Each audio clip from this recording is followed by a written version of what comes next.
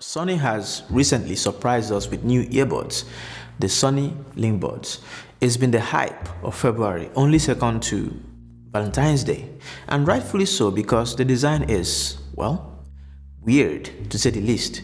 It has a hole, as you can see. So, like an earworm, the words stuck in my head for these are earrings, not earbuds. My name is Emeka Okereke from Careful Optimist, and this is a quick reaction that should also pass as a review. I will keep it short, and hopefully we are going to demystify the hype and the frenzy that comes with these new earbuds. Spoiler alert, I'm not a big fan. Now that you know how I feel, would you want to know why? If so, then let's get right into it.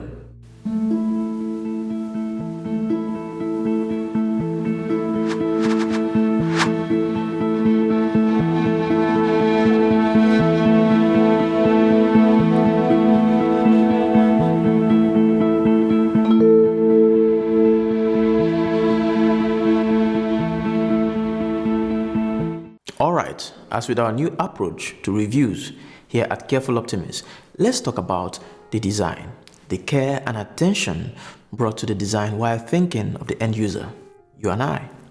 On opening the box, the first impression was a good one.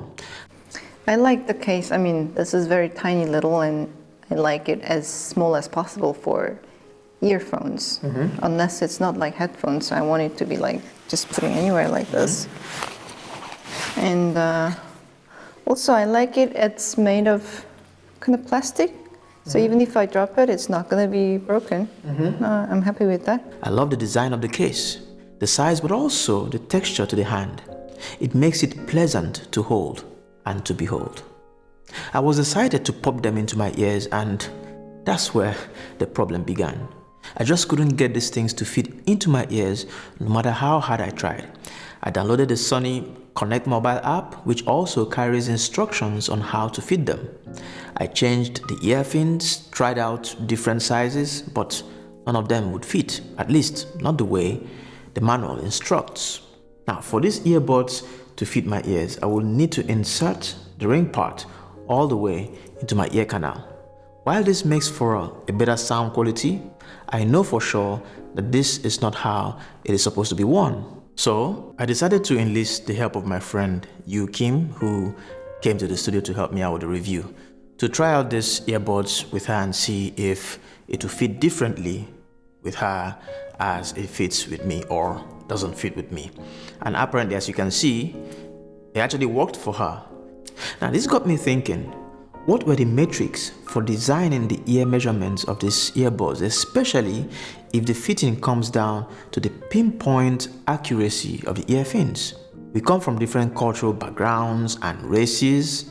Could it be that the physiognomy of my body and consequently the shape of my ears does not work with these earphones at all? To what extent did Sony factor in different body types and ear shapes in designing these supposedly innovative earbuds? Well, I looked for answers, but I couldn't find anything specific. I think it would be great to get a sense of the research process for identifying ear types that Sony employed. What do you think? Leave a comment in the section below. Let's make this a conversation. And when it comes to sound, the sound was okay. If you are a bass head though, just forget about these earbuds. The best you can do is to tweak the EQ through the Sony Connect mobile app, but even at that, it falls short, or should I say, flat. My general thought on this is that, at best, these are more like prototype.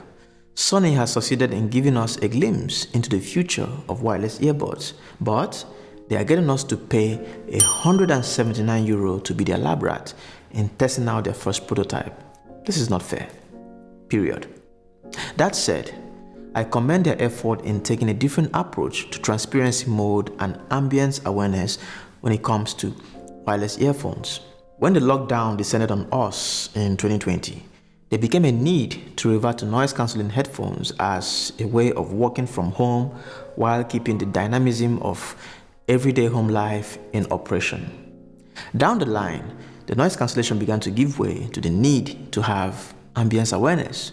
You don't want to make a habit out of snubbing your loved ones and colleagues all in the name of focusing on work. Today, transparency mode has become as important as its counterpart, noise cancellation mode.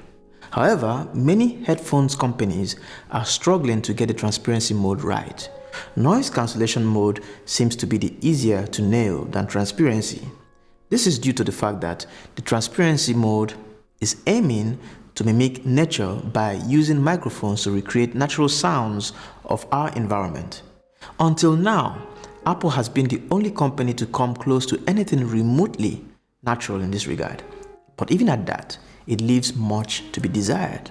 Now, Sony has decided to incorporate the attributes of natural science into their design by creating a ring that would naturally let ambient sound in as opposed to using microphones. In this, I applaud them for realizing that technology is and will always be at the mercy of nature. That said, I still maintain that these are not the earbuds to buy. Perhaps the LinkBuds 2 or 3 that will come, say, 1 or 2 years from now, when they have really figured out how to make this seamless and user-friendly for the everyday consumer. Another point worth mentioning, Sony wants you to wear these things in your ear for the most part of the day. In other words, they are hoping it will be yet another ear accessory. Well, who in the world thinks that a naked ear canal is sexy? We might as well just invent a sound earring to complement all the other rings that we wear on our body, right? My point is, there's a contrived effort to sell these earbuds as different from what already exists, but honestly, I don't see what problem it solves that the AirPods 3 or any other open-back wireless earphones cannot solve. Yes, it is water resistant with IP4 rating, but what's the point if you cannot even have a secure fit? I cannot run up to half a kilometer or do any kind of sports without this thing falling off. Yes, you are supposed to have it on without having the need to take it off for the most part of the day. But the battery isn't better than its counterparts. That does not make a selling point out of wearing these things for longer hours. Yes, it has what Sony calls wide area tap. Wow, cool gimmicks. Now we can touch the size of our ear to advance the audio content we're listening to. Yeah, big deal. But wake me up when it's an actual implant in my head. Until then, it's okay for me to touch the actual device to advance the audio content or to do it with my phone, the good old primitive way. Anyway, who are these really for? Well, if you are the type who loves the newest, shiniest thing in town, you will love this. That's really about it. If you are in the market for an open earbuds, you are better served with AirPods 3 or something similar. So that's my reaction/review on this product. If you find this video informative, consider liking it. I'm also curious to hear what you think, so leave it all in the comment section. Let's make it, as I said, a conversation. If you love to see more videos like this, subscribing will be the best way to go. Hit that subscribe button below the screen and press the notification bell. You can also follow us on Instagram, Twitter, Facebook, and Medium. Finally, to join our community of exclusive supporters, check out our YouTube membership page. The button is down below. It says join. You can also join our Patreon page where you will have access to a broader range of our content across other projects of Careful Optimist. On that note, I wish you a wonderful day or night depending on your time zone, and see you in the next video, which will be pretty soon. Bye-bye.